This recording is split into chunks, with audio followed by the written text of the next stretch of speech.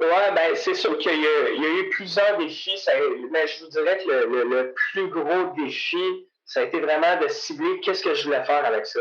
Moi, je savais que dans la vie, c'était pour être le hockey, puis là, à partir de ma vingtaine, ça a été aussi le côté business. Ici votre hôtesse Amélie Delobel et je suis très heureuse de vous accueillir sur le podcast Athlète Entrepreneur qui met en évidence des parcours inspirants d'athlètes ou d'anciens athlètes de haut niveau qui se sont tournés vers le milieu entrepreneurial. Ce rendez-vous hebdomadaire vous présente des entrevues qui seront vous motiver à atteindre votre plein potentiel. C'est parti! Bonjour, je suis très heureuse de vous accueillir pour cette troisième saison de mon podcast Athlète Entrepreneur lors de cet épisode 178 sur les grands projets de Olivier Gervais. Avant de vous partager l'extrait, je lancerai prochainement un groupe pour des entrepreneurs solopreneurs qui souhaitent être au courant des dernières tendances sur le web sans avoir à faire des heures de recherche. En effet, je vais les faire pour vous et vous livrerai ce contenu mensuellement sous forme de présentation pour ainsi vous aider à non seulement gagner du temps, mais savoir également les bonnes pratiques sur les réseaux sociaux ainsi qu'avec votre création de contenu, en plus de vous proposer des outils.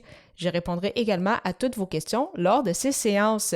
Si vous êtes intéressé, simplement me contacter par courriel au amélie-delobel31@hotmail.ca avec comme sujet « Libérer temps ».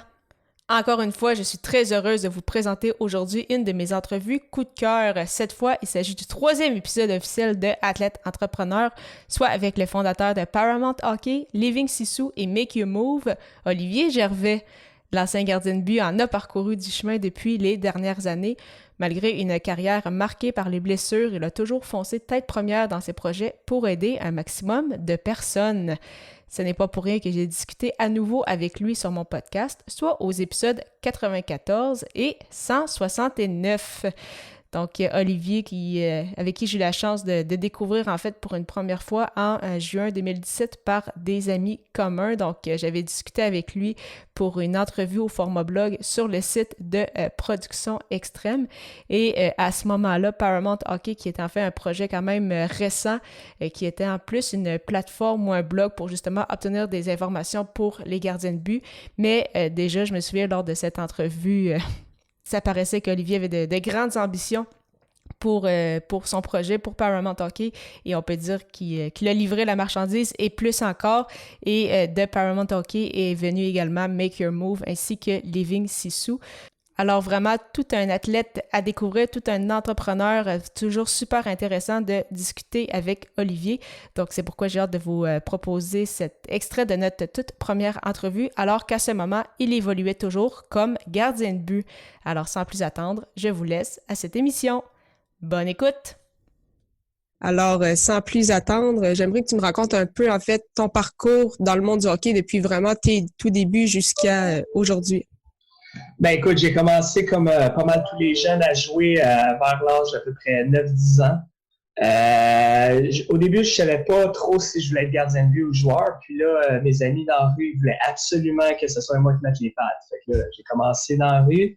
Même pas un an après, commencé sur la glace sans savoir patiner. Puis depuis ce temps-là, ça a vraiment été une passion. Puis ça a vraiment fait partie intégralement de ma vie.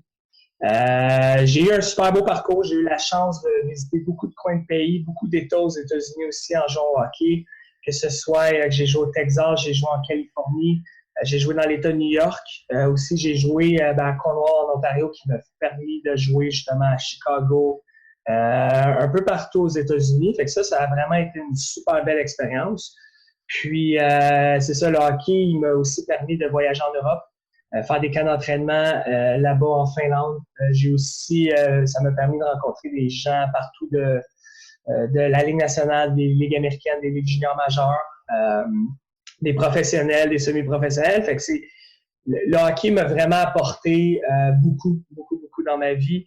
Puis, fait que mon cheminement, c'est pas mal fini. Je veux pas dire fini, mais quand j'avais 22 ans, justement, à peu près quand j'ai parti Paramount, 2 ans avant, j'ai eu une blessure à la cheville qui m'a empêché d'aller jouer NCAA. Ça, c'est le niveau universitaire aux États-Unis.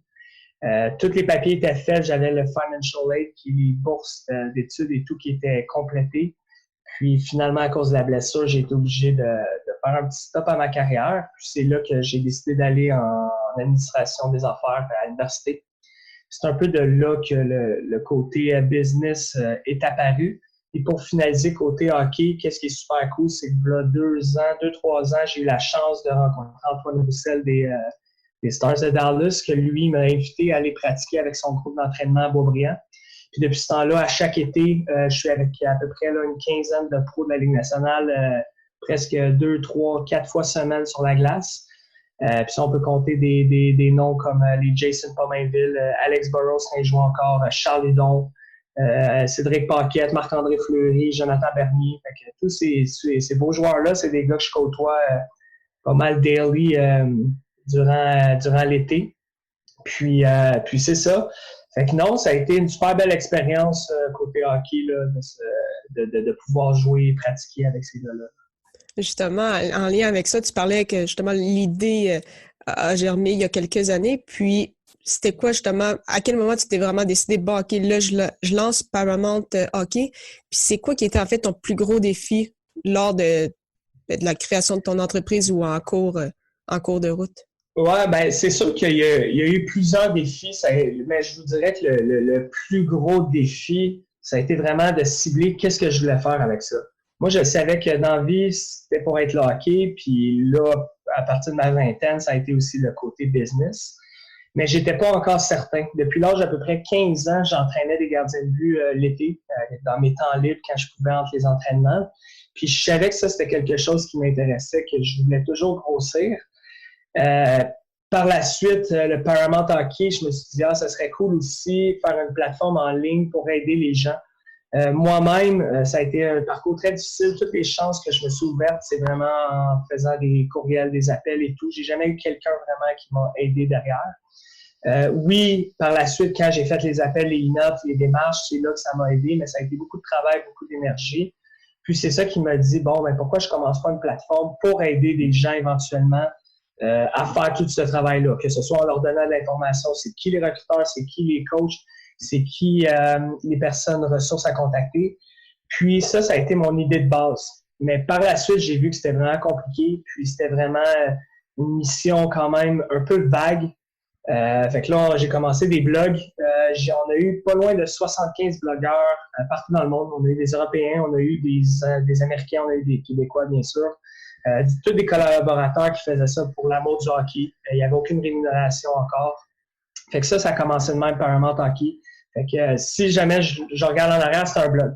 C'est carrément seulement un blog. Puis si je regarde fast forward à aujourd'hui, mais là, on est une grosse école de hockey, qu'on a plus de, je vous dirais, entre 175 et 200 gardiens de but. On a aussi le tournoi Make Your Move, que je vais pouvoir vous reparler un peu plus tard. Fait que c'est ça l'a comme... je vous dirais que ça a été une vague qui m'a amené à aujourd'hui, puis c'était pas ça le plan au départ, là. Effectivement, tu parlais de Make Your Move, puis ça avait été une question que j'avais planifiée un peu plus tard, mais on va tout de suite parler de ça. Donc, justement, tu as lancé Make Your Move avec un des cofondateurs, donc Maxime Saint-Michel. Ça fait déjà 3 ans. Et puis, justement, cet été, ça a été la 3e édition. Et c'est là, justement, qu'on a senti peut-être un peu plus d'envergure. Alors, les grandes chaînes de télévision sportive aussi au Québec, RDS, le réseau des sports et TVA Sport, justement, qui ont discuté avec toi, qui ont assisté à l'événement. Alors, comment, justement, vous avez vécu tout ça, cette espèce d'engouement, cette couverture médiatique, justement, de Make Your Move? Ça a été toute une aventure. Ça a été très spécial. Et, on a commencé ça, comme tu l'as bien mentionné, il y a 3 ans. C'est une idée qu'avec Maxime, on a eue. On s'est dit, on veut faire de quoi de spécial. On veut vraiment permettre aux joueurs de faire un tournoi, une compétition qui est carrément différente. Puis tout le monde, les joueurs, on adore. On adore les tirs de barrage. Peut-être un peu moins goalers, mais les joueurs overall, on adore ça. Ça laisse aller la créativité. Puis c'est ça. Puis là, on est arrivé avec l'idée de faire un tournoi seulement de ça, créer une compétition. On a grossi l'idée. On l'a fait on l'a fait 2. Puis là, comme tu l'as mentionné, la 3e année, ça a vraiment explosé. Il y a eu plusieurs facteurs à tout ça. Dans des facteurs aussi, c'est le fait que j'ai eu la chance d'être avec les gars pros en entraînement. Fait que c'est certain, dans un vestiaire de hockey, on parle. Fait que moi, c'est sûr que je ne voulais pas les achaler avec ça, mais 2-3 fois, j'ai mentionné le tournoi. Fait que c'est sûr, ça crée un petit buzz parmi les pros. Puis aussi, avec Maxime, on a décidé de s'associer avec un partenaire cette année que lui, il est propriétaire, il a des parts dans l'Armada, qui est l'équipe junior majeure ici à Beaubriand. Il y a aussi des Rousseau Sport à lui. Il est aussi président d'une compagnie multinationale. C'était quelqu'un de très influençant. C'est un influenceur dans le domaine du sport et dans le domaine de la business. Donc, en amenant un partenaire comme ça, stratégique dans notre entreprise de Make Your Move, puisque là, on a vraiment dissocié Paramount Hockey et Make Your Move, ça a vraiment créé un effet de levier pour amener le projet à un autre niveau. Donc, c'est ça. Fait que cette année, si c'est pas doublé, c'est triplé le nombre d'équipes. On a changé d'aréna pour avoir une plus grande capacité, donc 4 glaces au lieu de 2. Puis, on a aussi, là, c'est ça, fait un petit peu plus de publicité, mais je vous dirais plus à l'interne. On n'a pas été vraiment à la télévision au début pour faire de la publicité ou même les réseaux sociaux, c'est juste du bouche à l'oreille. Mais la portée était plus grande à cause de notre nouveau partenaire. Il y avait beaucoup de contacts aussi dans l'hockey mineur.